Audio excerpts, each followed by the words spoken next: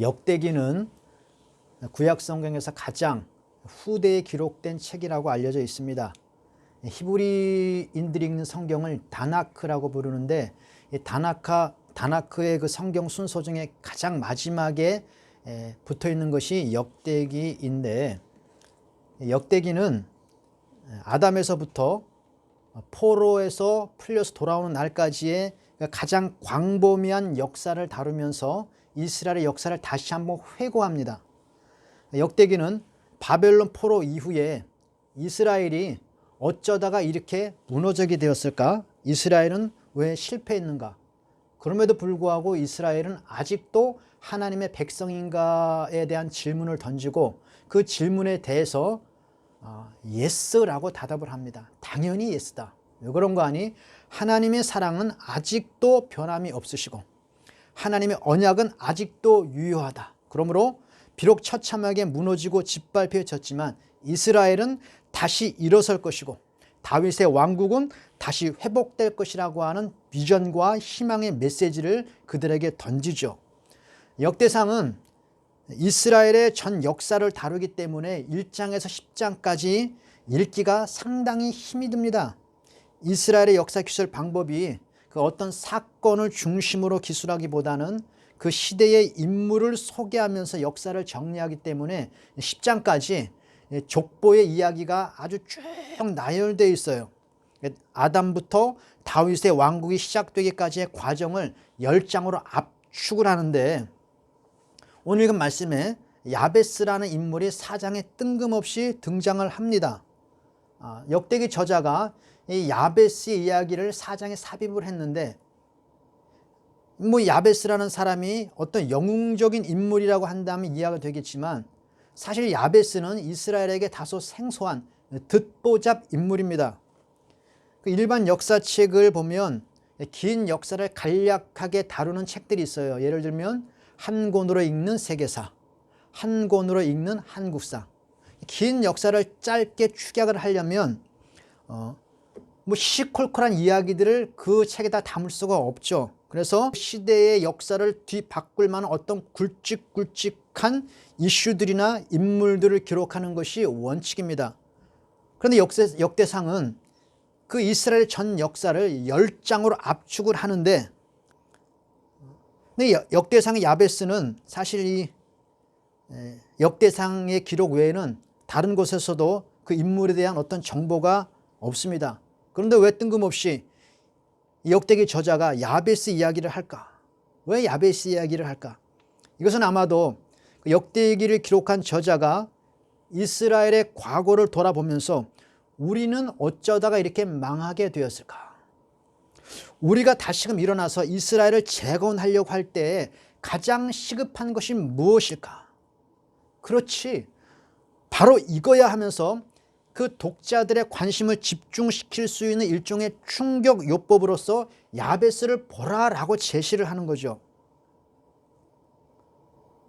이스라엘의 잘못된 과거를 바로잡고 미래의 비전을 위해서 야베스 이야기가 굉장히 중요한 교훈이 된다고 판단을 한 것 같습니다. 그래서 이스라엘에게는 다소 생소한 인물인 야베스를 의도적으로 역대상한 기록을 한 것으로 보여요.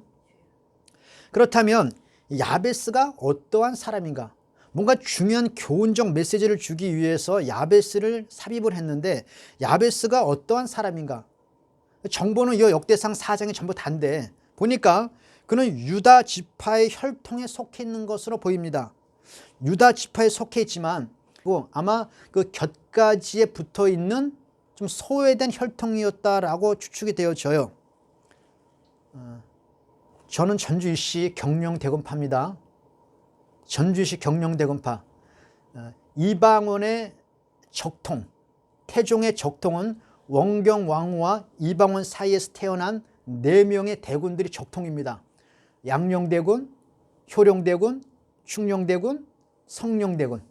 그럼 이 경령대군, 내가 속해 있는 경령대군 어떤 파인가? 이방원과 원경 왕후의 시녀로 있던 덕실이가 어느 날 눈이 맞았습니다. 눈이 맞아서 하룻밤을 보냈죠. 그 사이에서 태어난 사람이 경련대군이라고 해요. 그래서 우리 집안에 잔치가 있으면 어른들이 모여서 이제 뭐 술도 한잔하고 이렇게 얘기를 하면서 이제 술이 얼큰해지고 서로 뭐 농담을 주고받으면서, 저도 그런 얘기 자주 들었는데, 야 너희들은 첩의 자식이 아니냐라고 하는 농담치 얘기를 참 많이 들었습니다. 근데 이 야베스도 아마 그런 것과 비슷하지 않나 싶습니다. 야베스가 태어날 때의 상황을 보면 엄마가 그를 수고로이 낳았다라고 기록하고 있고, 그 이름을 고통, 슬픔이라고 이름을 지었어요. 그런 것을 보면 아마 야베스가 태어날 때에 산모나 아이가 굉장히 어떤 위험한 고비가 있었는가라는 것도 생각해 볼 수가 있고, 아니면 이 야베스가 태어날 때에 무슨 큰 질병을 안고 태어났던가 장애를 안고 태어났던가라는 것도 생각해 볼 수 있고, 그 야베스가 태어날 때에 뭐 집안이나 아니면 국가적으로 큰 변고가 있었는가라는 것도 한번 생각해 볼 수가 있는데, 어쨌든 정확한 상황은 모르지만 어쨌든 야베스가 살아가야 하는 그 삶이 심히 고달프고 고통과 슬픔이 동반될 수밖에 없는 힘겨운 삶의 환경이라는 것만은 분명해 보입니다. 그러니까 엄마가 이름을 슬픔, 고통이라는 이름을 지었겠죠. 그러니까 소위 말하는 흑수저 중에 흑수저로 태어난 겁니다. 그런데 역대상은 야베스를 소개하면서 일단 야베스의 결론부터 얘기를 하고 야베스를 소개합니다. 그 어떻게 시작을 하냐면, 야베스는 그의 형제보다 귀중한 자라. 이 말은 야베스가 형제보다 더 명예로운 자, 귀중한 자가 되었다라는 말인데, 아마 여기서 언급하는 그 형제들이라고 하는 것은 문맥상으로 보면 유다 혈통과 그 집안이 아닌가 싶습니다. 비록 유다 혈통의 곁까지 흑수저로 태어나서 비참한 환경 속에 던져졌지만 놀라운 반전이 일어났으니 그는 누구 못지않게 이제는 누구나 알만한 유명 인사, 존경받는 사람, 훌륭한 사람, 오늘날로 말하면 금수저 중에 금수저가 되었다라고 말을 해주는 거죠. 나는 그 예전에 봤던 영화 중에 아직도 이 뇌리에 남는 아주 명장면이 하나 있습니다. 아주 내 감동을 너무 받았는데, 어떤 내용이냐면 이 세 식구가, 딸과 엄마 아빠가 아주 단란한 삶을 살고 있습니다. 그런데 아이가 어렸을 때, 딸이 아주 어렸을 때에 아빠가 불의의 사고로 세상을 떠났습니다. 그래서 이 아이는 아빠의 얼굴도 기억을 못해요. 갑자기 아빠가 죽으니까 가세가 기울죠. 그래서 엄마가 이 어린 딸을 데리고 아주 힘겹게 아둥바둥 살아갑니다. 그러다 보니 삶이 가난하고 척박할 수밖에 없죠. 그런데 아이가 중학교로 올라갈 때쯤에 엄마마저 병으로 세상을 떠납니다. 그런데 이 아이가 엄마의 장례식장에서, 엄마 영정 사진 앞에서 이렇게 다짐을 합니다. 어떻게 다짐을 하냐면, 이제 나는 혼자가 되었다. 나는 이제 혼자 스스로 살아남아야 한다.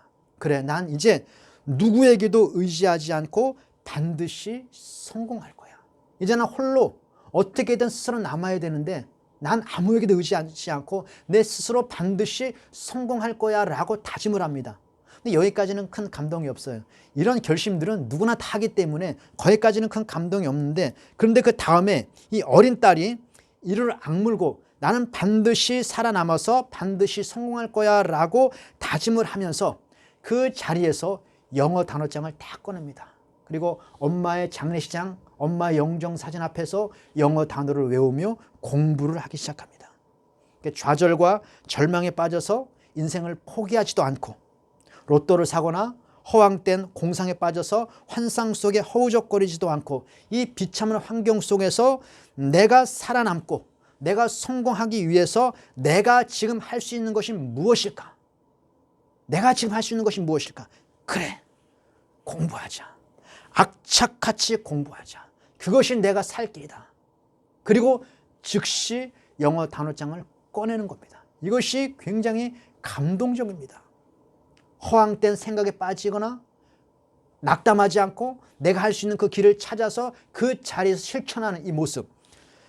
야베스도 자신의 의지와는 상관없이 고통과 슬픔 속에 살아가야 하는 이 비참한 환경 속에 던져졌지만, 이것이 내 팔자련이 하고 자포자기지도 않고 포기하지도 않고 실망하거나 인생을 자폭하지 않았습니다. 나는 살아남을 거야.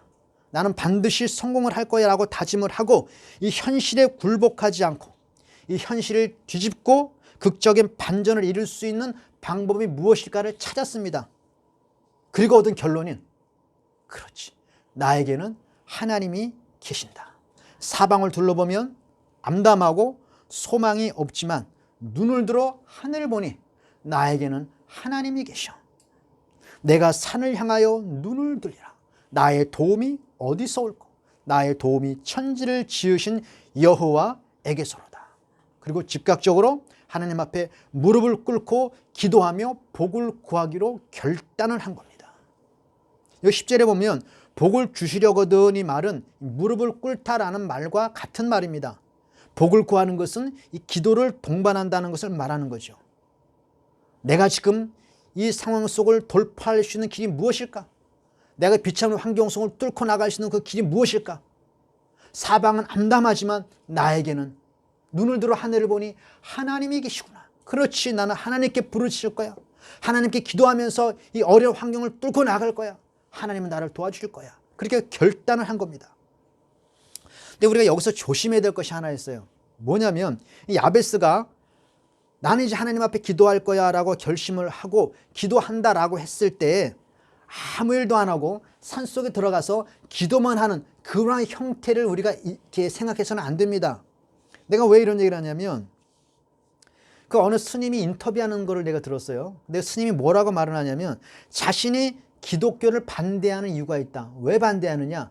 기독교는 살면은 고난이 있는데 목사들이 기도만 하면 다 된다고 가르치더라. 그래서 나는 기독교를 신뢰하지 않는다라고 말하는 것을 제가 들었습니다. 그 세상 사람들이 기독교를 폄훼하면서 뭐라고 얘기를 하냐면 야, 너희들은 아무 일도 안 하고 기도만 하면 하나님이 다 들어주신다며? 한번 기도해봐 라면서 조롱하는 소리를 자주 듣지 않습니까? 그런데 한번 생각해 보십시오. 어느 교회가, 어느 목사가 아무것도 하지 말고 기도만 하면 된다고 가르치던가요?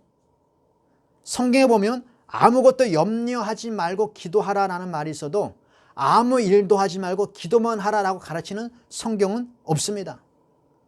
이 간절한 기도, 내가 하나님 앞에 부르실 거야 라고 결단을 하고 간절한 기도를 할 때는 반드시 간절한 삶이 동반됩니다.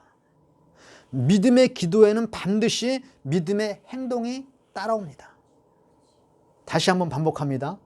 간절한 기도에는 간절한 삶이 따라오고 동반되고 믿음의 기도에는 반드시 믿음의 행동이 따라오게 되어 있습니다. 이스라엘 백성들이 홍해 앞에서 굉장히 어려운 처지에 있었을 때에 모세가 하나님 앞에 기도합니다. 근데 하나님께서 이렇게 말을 해요. 네가 어찌하여 내게 부르짖느냐? 기도만 하지 말고 백성에게 명령하여 앞으로 나아가게 하고 너는 지팡이를 바다 위로 내밀어 그것이 갈라지게 하라. 어찌해 기도만 하느냐? 백성으로 나아가게 하고 지팡이를 들어 그 물을 갈라지게 하라. 이스라엘 백성들이 아말렉과 전투를 벌입니다. 모세는 산에 올라가서 하나님 앞에 간절히 기도합니다. 근데 모세가 기도만 하는 것이 아니라 이스라엘 백성과 여호수아는 칼 들고 창 들고 짱돌 들고 몽둥이 들고 아말렉 군대와 치열하게 싸워야 하는 것이죠. 기도만 하면 된다, 그렇게 가르친 적이 없습니다. 야베스가 하나님께 복을 구하기 위하여 부르짖으며 기도해야 되겠다라고 결심을 했을 때 단순하게 기도만 하는 것은 아니었을 거라는 것이죠. 자신이 할 수 있는 일이 있다면 최선을 다해서 그 무엇인가 했을 겁니다. 만약 야베스가 학생이었다면 간절히 부르짖으면서 기도 못지않게 치열하게 공부를 했을 거라는 거죠. 만약 야베스가 농사를 지었다면 하나님 앞에 간절히 기도하면서 아침 일찍 일어나 씨를 뿌리고 열심히 밭을 읽으며 땀을 흘렸을 것이다 라는 것을 우리가 생각을 해야 하는 것입니다. 성경에서 이 야곱이라는 사람이 있어요. 이 야곱은 누구 못지않게 하나님의 복을 사모하는 사람입니다. 이 복을 받기 위해서 아버지도 속이고 형도 속이고 삼촌도 속입니다. 야복강에서 하나님을 붙들고 나에게 복을 주시지 않으면 나는 하나님을 절대로 보낼 수 없습니다라고 하나님께 간절히 붙들고 씨름했던 사람이 야곱입니다. 이 야곱이 이렇게 하나님의 복을 구하는 사람이었지만 야곱이 야복강에서 씨름만 하고 있지는 않았습니다. 그가 이렇게 고백을 해요. 나는 낮에는 더위를 무릅쓰고 밤에는 추위를 견디내며 눈붙일 겨를도 없이 수고했다. 이렇게 말을 합니다. 내가 왜 이런 얘기를 하냐면 사람들이 자꾸 엉뚱한 소리를 하면서 한쪽으로 극단으로 치우치는 그러한 일들이 많이 있기 때문에 높아심으로 이런 말을 하는 겁니다. 야베스가 하나님 앞에 구하기로 결단했을 때 자신은 자기가 할 수 있는 일에 최선을 다하면서 부르짖었다라고 하는 것을 우리가 염두에 둬야 하는 것이죠. 야베스가 내가 살 길은 하나님께 복을 구하며 기도하는 것이다 라고 결심을 하고 기도했을 때 그 기도의 내용을 살펴보면 놀랍게도 그 기도의 내용이 우리를 깜짝 놀라게 할 만한 그러한 특이한 내용이 없습니다. 기도의 내용을 보면 이렇게 기록되어 있어요. 나의 지역을 넓히시고. 이것은 땅을 넓혀달라는 얘기인데 물론 뭐 다른 여러 가지 의미가 있겠지만 그 1차적으로 나의 지경을 넓혀주십시오. 나의 땅을 넓혀주십시오 라고 하는 것은 1차적으로 재산입니다. 땅은 재산이거든요. 땅의 증가, 재산의 증가와 사업의 확장을 말하는 것이 그 1차적인 의미입니다. 그리고 뭐라고 기록되어 있느냐? 주의 손으로 나를 도우사 환난을 벗어나 내게 근심이 없게 하옵소서. 근데 이 기도의 내용은 그 신앙이 있든 없든 누구든지 구하는 그런 내용이 아닌가요? 내 사업이 확장되고 내 재산이 증가되고 내가 환난이 없고 근심이 없게 해주십시오. 이것은 누구나 구하는 내용입니다. 이러한 기도의 내용은 모든 사람, 이게 신앙이 있든 없든 마찬가지예요. 부처 앞에서도 이런 내용으로 기도하고 저 나무 앞에서도 돌멩이 앞에서도 누구나 이런 기도를 합니다. 연초가 되면 그 이제 기자들이 사람들을 이렇게 다니면서 취재를 합니다. 새해가 밝았는데 올해 소원이 무엇입니까? 올해 소망이 무엇입니까? 라고 물어보면 사람들 대부분 아마 그 뉴스 한번 찾아보시죠. 대부분 어떻게 얘기하냐면 거의 대답이 비슷해요. 그저 우리 가족들, 우리 자녀들 아무 근심 없이 사고 나지 않고 건강하고 하는 일 다 잘 됐으면 좋겠습니다. 이번 그 구정이 다가오는데 이제 할머니나 할아버지나 부모님한테가 세배해 보십시오. 덕담할 때 다 이런 얘기입니다. 근심 없이 건강하고 하는 일 다 잘 되고 이런 내용이라는 거죠. 그 역대기 저자가 이스라엘 회복에 있어서 너무나 중요한 교훈을 주기 위해 야베스의 기도를 기록했는데 그 기도의 내용이 생각보다 다소 평범합니다. 이스라엘 백성이든지 이방인이든지 누구든지 그런 것들을 구하고 그런 것들을 기도하죠. 그렇다면 저자가 하고 싶은 말은 무엇일까? 야베스의 기도를 기록했는데 그 기도의 내용이 크게 일반 사람들과 다르질 않아요. 그렇다면 그 저자가 이 야베스의 기도를 기록하면서 하고 싶은 말이 무엇일까? 그것이 중요하다는 것이죠. 그것은 야베스의 기도의 내용이 아니라 야베스가 누구에게 기도했는가? 그 기도의 대상에 대해서 포커스를 맞추고 있는 겁니다.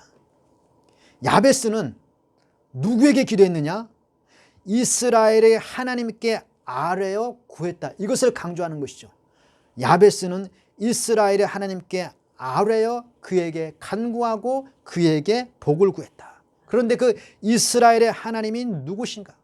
세상에 신이라 불리는 많은 신이 있지만 우리 기도에 반응할 수 있고 우리 기도를 들어줄 수 있는 유일한 분은 이스라엘의 하나님 한 분밖에 없다라는 것을 강조하는 겁니다. 그래서 야베스는 이스라엘의 하나님께 구했고 이스라엘의 하나님은 살아계신 분이고 자비로우신 분이시기에 그 구하는 것을 들으시고 응답하시고 허락하셨다는 겁니다. 저자는 이것이 이스라엘이 다시금 다윗의 영광을 회복하기 위하여 가장 중요한 포인트라고 생각을 하는 것이죠. 이스라엘이 어쩌다가 이렇게 망하게 되었는가? 어쩌다가 이렇게 이방인에게 짓밟히게 되었고 이 같은 수치를 당했는가?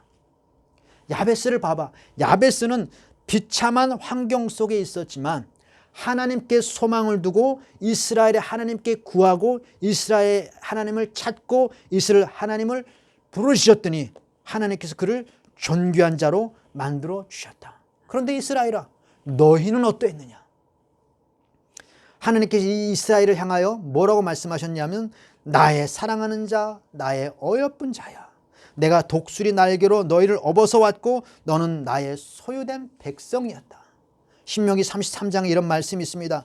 이스라엘이여, 너는 행복자로다. 여호와의 구원을 너같이 얻은 백성이 어디 있느냐? 나는 너희의 돕는 방패요 영광의 칼이로다. 이러한 특권을 얻은 백성이 어쩌다가 이런 수치와 이런 꼴을 당했는가? 그 이유를 지금 역대기 저자가 말하는 거죠. 너희는 이 모든 특권을 가지고 있었음에도 불구하고 이스라엘은 이스라엘의 하나님께 아뢰지도 않았고 구하지도 않았고 하나님을 찾지도 않았고 속히 하나님을 떠나서 바알세불에게 구하고 바알세불을 찾아갔다. 그리고 음란하듯 다른 신들을 섬겼다. 그것이 너희의 패망의 원인이다라는 것을 상기시켜 주는 것입니다. 이것은 10장까지 족보를 쭉 기록하지 않습니까? 근데 다윗의 왕국을 본격적으로 시작하기 이전에 사울 왕가의 몰락을 다시 한번 기록합니다. 사울의 족보를 정리하면서. 근데 뭐라고 말하냐면 사울은 왜 망했는가? 사울 왕가는 왜 망했는가라는 것을 분명하게 기록하고 있는데 사울이 죽은 것은 여호와께 범죄하였기 때문이라. 그 범죄의 내용이 뭐냐? 그가 하나님의 말씀을 지키지 않고 신접한 자, 이 신접한 자라는 것은 뭐 무당일 수도 있고 다른 신을 섬기는 자들이죠. 그 신접한 자에게 가르치기를 청했다. 그러니까 묻고 구했다는 얘기거든요.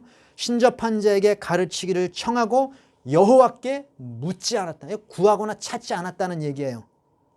사울이 왜 망했는지 알아? 그는 신접한 자를 찾아가서 그에게 가르치기를 청하고 정작 하나님께 묻고 하나님을 찾고 하나님을 구하지 아니하였다. 그러므로 내가 그 나라를 빼앗아서 다윗에게 주었다라고 결론을 맺습니다.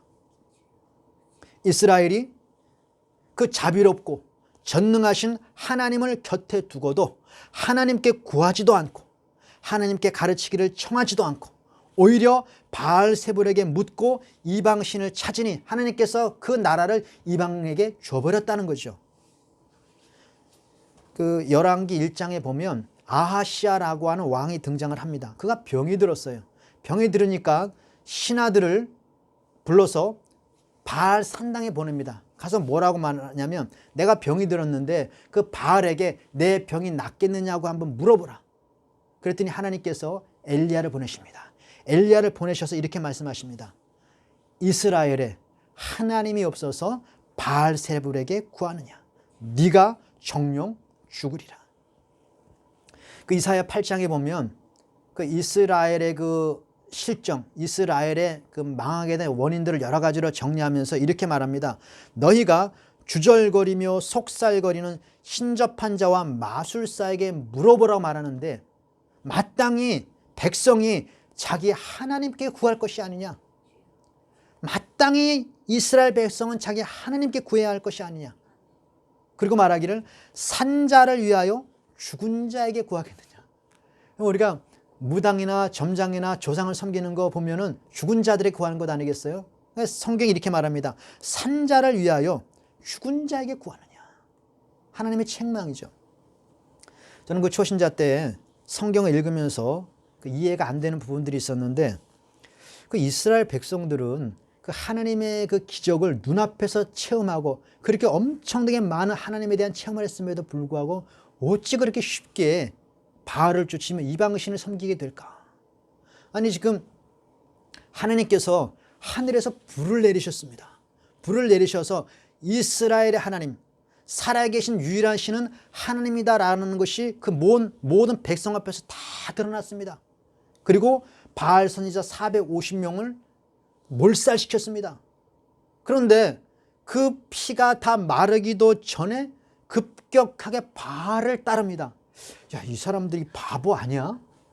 아니 그 하나님을 눈앞에서 목도하고도 그 바알 선지자들이 몰살당하는 것을 눈앞에서 목격하고 바알이 가짜 신임이 나타냈고 이스라엘의 하나님만이 참신이 드러냈음에도 불구하고 어찌 그렇게 쉽게 바알에게로 돌아설까? 그걸 참 이상하다라고 생각을 했는데 이 고대 근동의 종교들을 공부하면서 그것을 이해하게 되었습니다. 왜 그러냐면 이 고대 근동의 신들은 그 형태와 이름은 각각 다르지만 그 본질이 똑같아요. 본질이 똑같은데 그 풍요와 다산, 안전을 위한 신들입니다. 형태는 달라요. 블레셋은 물고기 형상입니다. 물고기 해양 민족이니까 배를 타고 다니니까 물고기 신의 형상을 가지고 있습니다. 그들이 구하는 것은 안전이죠. 배를 타고 다니니까 풍랑이나 바다의 여러 위험으로부터 나를 지켜주십시오 하는 안전, 그리고 고기를 많이 잡게 해주십시오 하는 풍요, 모두가 다 똑같아요. 바알 신이든 무슨 신이든 다 그러한 본질을 가지고 있죠. 그저 아들, 딸 잘 낳고 사업 잘 되고 돈도 많이 들어오고 아무런 근심 없이 사고 나지 않고 건강하게 살게 해주십시오 라고 하는, 그것을 기원하는 그러한 신들입니다. 그것을 준다라고 생각하는 그런 신들이죠. 그런데 누구나 그런 소원들은 다 가지고 있습니다. 뭐 그러한 소원이 나쁘다고 말할 수도 없어요. 야베스의 기도를 보면 그것도 이런 것과 별반 다르지 않아요. 그렇다면 하나님께 구하면 되지. 왜 바알세바를 찾아가서 구할까? 야베스처럼 하나님께 구하면 되지. 그 이유는 아주 간단합니다. 바알신은 내 개인의 삶에 간섭을 하지 않습니다. 내가 무슨 짓을 했는지 묻지도 따지지도 않습니다. 그것은 바알신이 너그러워서가 아니라, 자비로워서가 아니라, 바알은 인격이 없고 생명이 없는 우상에 불과하기 때문이죠. 우리가 무당을 찾고 점쟁이를 찾고 부적을 찾는 이유는 내게 묻지도 따지지도 않고 내 삶에 간섭을 하지도 않고 내 삶에 아무런 이유를 달지 않으면서도 내 욕망을 채워줄 수 있기 때문에 바알을 찾고 부적을 찾고 무당을 찾고 점쟁이를 찾는 것이죠. 이스라엘 백성들이 급격하게 바알을 찾는 이유는 내 삶에 아무런 간섭도 하지 않으면서 내 욕망을 채울 수 있기 때문이죠. 근데 하나님께 구하면 어떻게 됩니까? 하나님은 반드시 묻고 따지고 내 개인의 삶에 간섭하시는 분입니다. 우리가 하나님 앞에 구하면 바알신이나 이방신들은 아무것도 묻지 않아요. 근데 하나님은 묻습니다. 너 그것이 왜 필요하지? 너 그것이 너의 삶에 진짜 유익이 되어질까? 라고 묻습니다.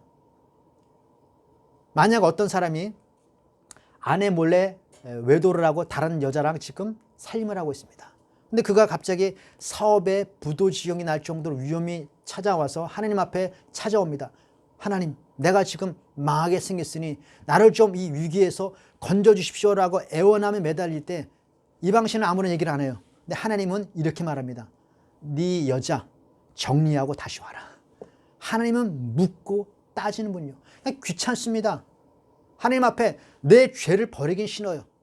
바람도 계속 피우고 싶어요. 욕심도 계속 치우고 싶어요. 술도 계속 먹고 싶어요. 다 하고 싶어요. 그런데 내 욕망은 채우고 싶어요. 하나님은 그것을 용납하지 않고 계속 따지시니까 하나님 외에 하나님을 대체할 수 있는 다른 신들을 찾습니다. 그것이 바알 신앙이라는 것이요. 이 바알 신앙이라는 것이 21세기를 사는 우리들에게는 사실 그렇게 와닿지는 않습니다. 옛날 이스라엘 같은 멍충이들이나 하는 짓이 우리는 지금 우상 숭배하는 것도 아니고 난 그런 것하고는 별 관심이 없어라고 말하고 사실 감각적으로 와닿지를 않아요. 바알 신앙이라는 것이. 그런데 예수님께서 하신 말씀을 보면 이 바알 신앙이라는 것이 어떠한 것인가 아주 체험적으로 심각하게 우리가 느끼는 그러한 구절이 있습니다. 뭐라고 주님 말씀하셨냐면 마태복음 6장 24절에 보니까 한 사람이 두 주인을 섬길 수 없나니 혹 이를 사랑하거나 저를 미워하고 혹 이를 중히 여기거나 저를 경히 여김이라. 너희가 하나님과 재물을 겸하여 섬길 수 없느니라. 이 말씀을 들으면 이스라엘 백성들이 바알과 하나님 사이에서 주저거리고 머뭇머뭇거리는 것들을 우리가 이해할 수가 있습니다. 엘리야가 말하죠. 너희가 언제까지 하나님과 바알 사이에서 머뭇거리느냐. 예수님께서 동일하게 말씀하는 거죠. 너희가 하나님과 재물을 겸하여 섬길 수 없느니라. 여기서 말하는 재물이라고 하는 것은 그냥 단순히 돈을 말하는 것이 아니라 돈을 신격화시킨 일종의 돈신을 말하는 겁니다. 요새 TV 보면 절대적인 신뢰, 절대적인 지지를 보내는 사람을 칭할 때 무슨 느님이라고 부르죠. 윤호님, 무슨 느님 이렇게 부르지 않습니까? 그러니까 이 재물이라고 하는 것은 돈 느님입니다. 절대적인 지지와 절대적인 신뢰를 보내는 그 돈 느님. 너희가 돈신님과 하나님 사이에서 언제까지 머뭇거리느냐. 돈신님이 참신이면 돈신님을 따르고 하나님이 참신이면 하나님을 따르라. 주님께서 지금 그 말씀을 하는 것이거든요. 사실 이 두 사이에서 머뭇거리다가 결국은 하나님보다는 돈신님께로 기울이는 경우들이 얼마나 많습니까? 저도 목사지만 많이 넘어졌습니다. 많이 넘어졌고 앞으로도 자신이 없습니다. 21세기의 바알 신앙이 무엇인가? 하나님과 재물 사이에서 왔다 갔다 하고 결국은 하나님보다는 그 재물에 소망을 두는 우리의 행태. 그러니까 고대 근동에 이스라엘을 그렇게 괴롭혔고 이스라엘을 패망으로 이끌어갔던 그들의 모습이었고 오늘 우리의 모습이기도 하다라고 성경이 말을 해줍니다. 높아심에서 다시 말하지만 그렇다고 해서 돈이 나쁘거나 하찮다라고 얘기를 하는 거 아닙니다. 돈 벌지 말라라고 얘기하는 것도 아니에요. 벌 수 있으면 많이 벌고 저축도 많이 하고 집도 사고 땅도 사고 능력이 되면 주식 투자도 하고 다 하십시오. 나쁜 것 아닙니다. 그러나 그 돈이 하나님을 대체할 수 있는 신격화되어서는 안 된다라는 것을 성경이 말을 하는 것입니다. 바울이 이렇게 말합니다. 이 세대의 부한제들을 명하여 너희는 정함이 없는 재물에 소망을 두지 말고 모든 것을 후이두사 누리게 하시는 하나님께 소망을 두라. 돈이 나쁘다는 것이 아니라 우리의 소망, 우리의 희망을 어디에다 두고 있는가? 야베스의 기도에 하나님이 허락하셨다라고 하는 것은 단순히 야베스의 야망만을 채워줬다는 것을 의미하지는 않습니다.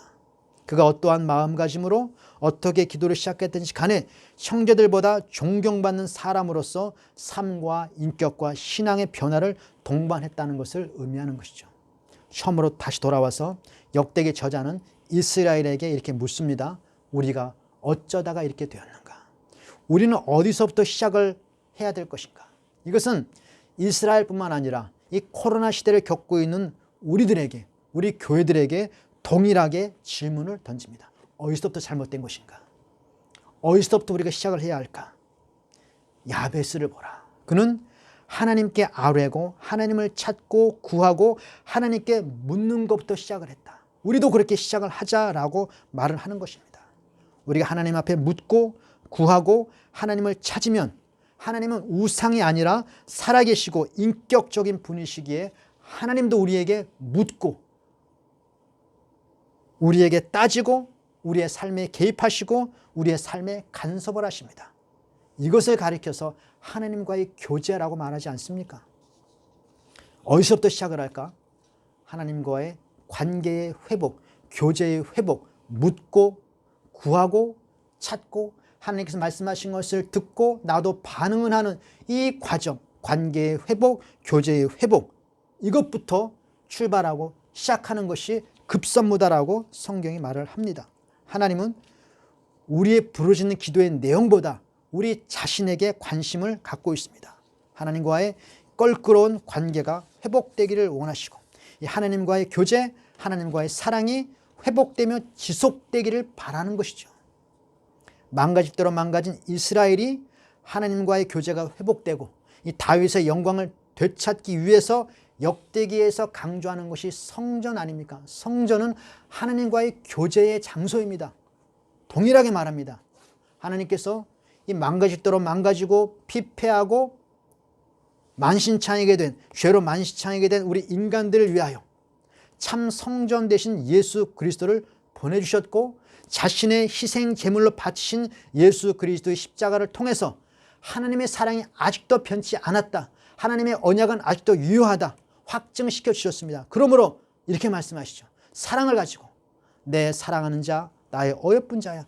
우리 다시 사랑을 하자꾸나.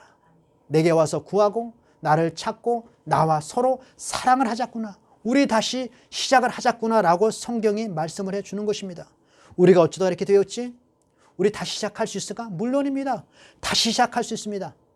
묻고 찾고 하나님 앞에 나와서 교제하는 것부터 관계 회복으로부터 다시 시작하는 것이죠. 하나님은 언제나 그 자리에 계시기 때문에 그렇습니다. 해바라기 노래 가운데 이런 노래가 있어요. 제목이 사랑은 언제나 그 자리에. 근데 그 이주호 집사님이 그것을 작사하셨는데 그 사랑은 언제나 그 자리에 할 때 항상 예수님을 주인공으로 그 작사를 하셨다고 해요. 그 가사가 아주 은혜롭습니다. 일반 유행가지만 복음성가 같아요. 그 가사가 이렇습니다. 바람만 불어도 고개를 돌리는 우리, 이리로 저리로 갈 때처럼 색바른 모습으로 하나는 모르면서 둘을 알려고 애쓰며 살지. 그러나 사랑할 수 있는 마음은 언제나 그 자리에. 사랑할 수 있는 마음은 변함없이 그 자리에. 하나님은 언제나 변함없이 그 자리에 계십니다. 하나님을 너무 오랫동안 기다리게 해서는 안 됩니다. 하나님을 찾고 하나님을 구하고 하나님에게 물어보고 하나님과의 사랑과 친밀한 교제가 회복되어지는 것이 이스라엘의 비전이듯이 오늘 우리의 비전이 되어야 하고 우리 전 인생의 목표와 우리 전 인생의 꿈이 되어야 한다라고 우리에게 말씀해 주고 있습니다. 이것부터 시작해 주는 것입니다. 이것이 야베스를 통하여 우리에게 주는 메시지라고 성경이 말을 합니다. 어디서부터 시작할까? 우리 다시 시작할 수 있을까? 할 수 있습니다. 어디서부터? 하나님과의 교제 회복부터입니다. 그 은혜가 우리 가운데 있게 되길 바랍니다.